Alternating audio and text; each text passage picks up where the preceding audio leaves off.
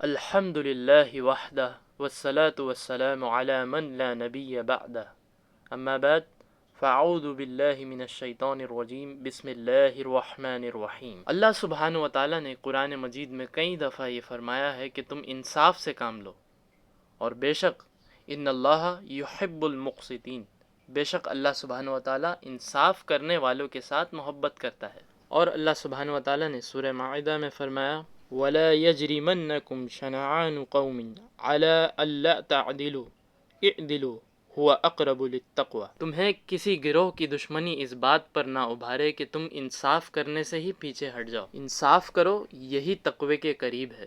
لیکن یہ بات بھی سچ ہے کہ یہ امت بھی وہی کچھ کرے گی جو کچھ پچھلی امتوں نے کر گزرا ہے، یعنی یہود و نصارہ کی طرح، جو ہتھ کنڈے وہ اپناتے تھے حق بات کو روکنے کے لیے، وہی کچھ آج مسلمانوں میں لوگ یہ کام کرتے آ رہے ہیں۔ فار ایگزامپل، جس طرح سے آج لوگ انجینئر محمد علی مرزا صاحب کے خلاف ویڈیو ریکارڈ کر رہے ہیں، حالانکہ وہ بات وہی کر رہے ہیں جو قرآن اور احادیث میں موجود ہے۔ جس طرح سے اللہ سبحانہ و تعالیٰ نے قرآن میں واضح طور پر توحید کلیئر کی ہے کہ تم اللہ ہی سے دعا کرو، اگر تم کسی اور سے دعا کرو گے تو یہ شرک ہو جائے گا۔ اور قرآن اور صحیح احادیث میں یہ واضح ہے کہ ہم پر صرف اور صرف اللہ اور اس کے رسول کی اطاعت واجب ہے، اور جو کچھ اللہ اور اس کے رسول کے خلاف تعلیمات ہو وہ ہم پر واجب نہیں ہے، اسے ٹھکرا دینا ہی ہم پر فرض ہے۔ یہی بات انجینئر محمد علی مرزا صاحب کرتے ہیں، جس کی وجہ سے فرقوں کو کافی نقصان اٹھانا پڑتا ہے۔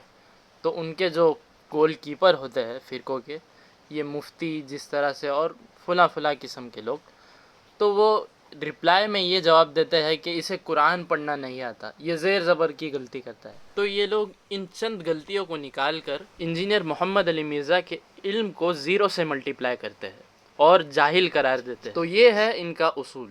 تو آئیے دیکھتے ہیں کیا ان کے خود کے اصول میں ان کے مولوی جو ان کے بڑے مفتی ہیں وہ فٹ بیٹھتے ہیں یا نہیں۔ پہلی ویڈیو تھانوی رسول پارٹی سے بلونگ کرنے والے ایک مفتی کی، جس نے اپنی ریسنٹ ویڈیو میں ایک چشتی رسول پارٹی سے بلونگ کرنے والی چھوٹی بچی کو پروموٹ کرتے ہوئے یہ کہا تھا۔ جھیلم والی سرکار کا میں تذکرہ کرتا نہیں، لیکن کل سے نا ایک کلپ بہت سامنے آ رہا ہے میرے نا، اس میں ایک لڑکی پیچھے پڑ گئی ہے جھیلم والی سرکار، آپ دیکھ رہے ہوں گے ٹک ٹاک پہ نا آج کل وہ لڑکی جھیلم والی سرکار کی قرآن پڑھنے کی غلطیاں نکال رہی ہے کہ یہ دیکھو یہ غلط پڑھ رہے ہیں، دعوے یہ کر رہے ہیں کہ میں امام حرم کی بھی غلطیاں نکال سکتا ہوں اور خود قرآن غلط، یہ غلط، یہ غلط، اتنی غلطیاں اس نے نکالی ہیں۔ تو اب جھیلم والی سرکار یہ تو کر نہیں سکتی کہ اس کے خلاف ایسے ریئیکشن ریکارڈ کروائیں جیسے کراچی کے مفتی کے خلاف، کیونکہ بہرحال ہماری سوسائٹی میں عورت کا ایک احترام ہے، ہونا بھی چاہیے۔ تو اب جھیلم والی سرکار کے شاگرد بجائے اس کا دلائی سے جواب دینے کے نا کیا لگے قرآن کی پردے والی آیتیں لکھ لکھ کے سورہ حجاب کی آیت، اسلام میں عورت پہ پردہ فرض ہے۔ بھائی صاحب سب کو پتہ ہے اسلام میں عورت پہ پردہ فرض ہے۔ ابھی وہ جس چیز کو فوکس کر رہی ہے وہ یہ کہہ رہی ہے کہ حضرت آپ کے دعوے اتنے بڑے بڑے ہیں کہ امام حرم کو بھی قرآن صحیح پڑھنا نہیں آتا، 99% علماء قرآن غلط پڑھتے ہیں، اور آپ ایک آیت غلط نہیں پڑھ رہے، غلط پہ غلط پڑھتے چلے جا رہے ہیں، ترجمے غلط کرتے چلے جا رہے ہیں۔ تو ابھی اس کا جواب دیں، دوپٹے والی آیتیں کے لیے ہم بیٹھے ہوئے ہیں انشاءاللہ، ٹھیک ہے۔ پہلی یہ بات کلیئر کرنا ضروری ہے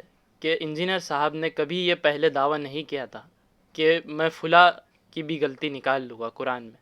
یہ جب ہوا تب ان لوگوں نے قرآن کی غلطیاں نکالنا شروع کری اور یہ کہا کہ یہ جاہل ہے۔ تو اس کے رپلائی میں انجینئر محمد علی مرزا صاحب نے یہ کہا تھا کہ میں فلاں لوگوں کی بھی غلطی نکال سکتا ہوں۔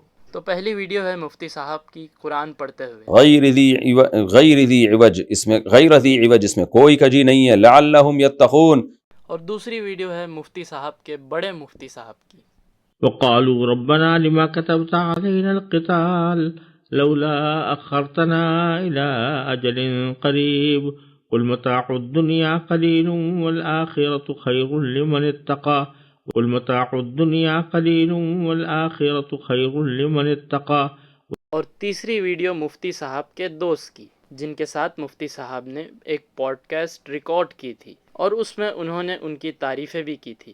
الناس ما غرك بربك الكريم الذي خلقك وسواك وعدلك ولوطا إذا قال لقومه وأنجانا أهله أولئك الذي يشترون الضلال بالهدى والعذاب بالمغفرة فما أصبرهم على النار.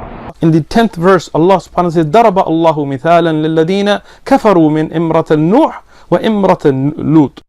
اور اگلی ویڈیو اس مولوی کی جس کا پورا کریئر ہی انجینئر محمد علی مرزا کی غلطی ڈھونڈنے پر بنا ہے۔ ابھی بدت ہے بھائی، ابھی بدت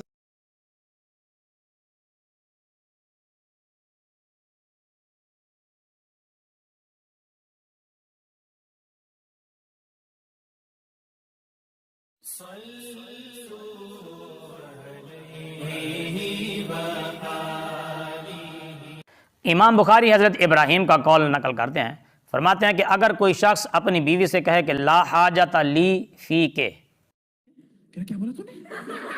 لا حاجت لی فی کے، ابھی بدت ہے بھائی، ابھی بدت. حدثنا خلاد بن يحيى حدثنا عبد الواحد بن أيمن المكي عن أبيه قال دخلت على عائشة رضي الله عنها قالت دخلت علي بريرة وهي مكاتبة فقالت يا أم المؤمنين اشتريني فإن أهلي يبيعونني فأعتقيني. قالت نعم. قالت إن أهلي لا يبيعوني حتى يشترطوا ولائي. قالت لا حاجة لي فيك. سمجھ میں آیا؟ قالت لا حاجة لي فيك.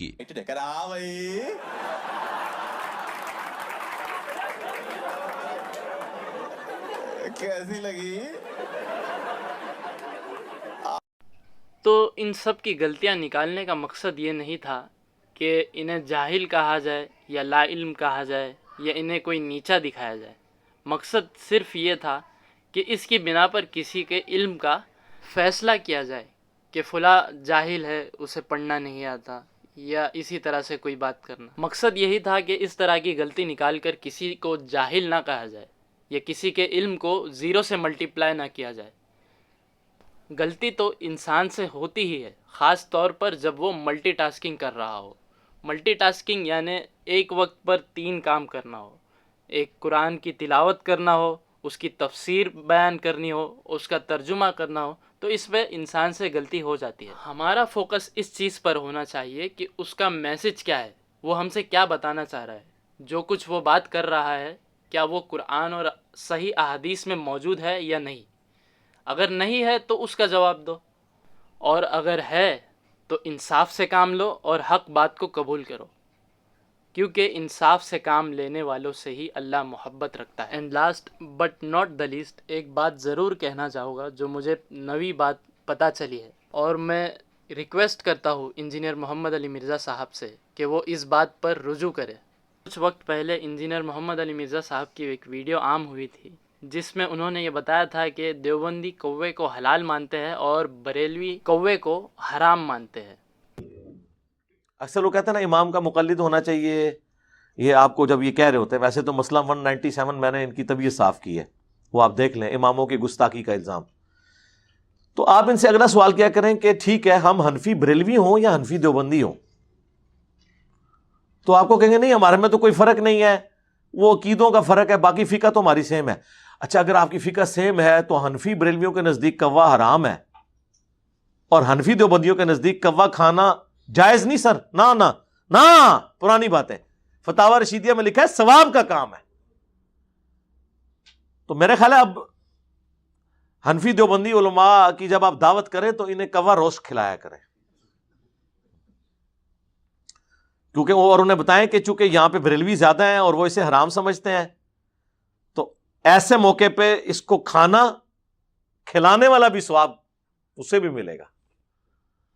ٹھیک ہے، تو وہ ثواب آپ ان کا اس میں سے جو ہے وہ پکا کریں. تو انہیں بتائیں کہ بھئی بحث کرنے کی ضرورت نہیں ہے، بھئی حنفی بریلوی اسے حرام سمجھتے ہیں، حنفی دیوبندی جو ہے وہ حلال سمجھتے ہیں، تو آپ آپس میں مسئلہ حل کریں، ہمیں تو چھوڑ دیں، ہم تو کتاب و سنت کے ماننے والے ہیں. آپ دونوں تو ایک فقہ پہ چل رہے تھے نا، آپ کیوں نہیں متفق کوے کے اوپر؟ وہ اسی لیے متفق نہیں ہے کہ ان کے جو مسائل ہیں وہ ہٹ درمی کے اوپر ہوتے ہیں. تو نوی بات یہ معلوم ہوئی ہے کہ بریلوی بھی کوے کو حلال مانتے ہیں.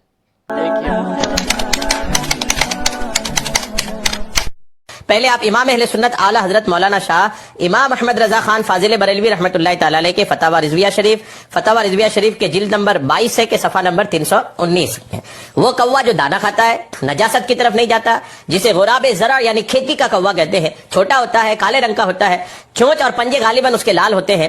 یہ جو کوا ہے اس کی جو صفات امام اہل سنت نے بیان فرمائے ہیں، یہ کوا بالاتفاق جائز ہے. اعلیٰ حضرت رحمۃ اللہ تعالی علیہ نے کوا کھانے کو حلال لکھا ہے.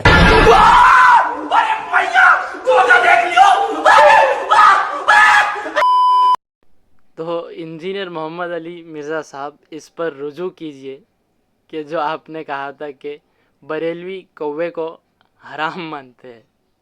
تو ظاہر ہے یہ لوگ اپنے بزرگوں کی باتوں کو پکڑ کر قرآن اور احادیث کو پیچھے چھوڑتے ہیں، جبکہ ہمیں واضح طور پر احادیث ملتی ہے کہ کوا حرام ہے.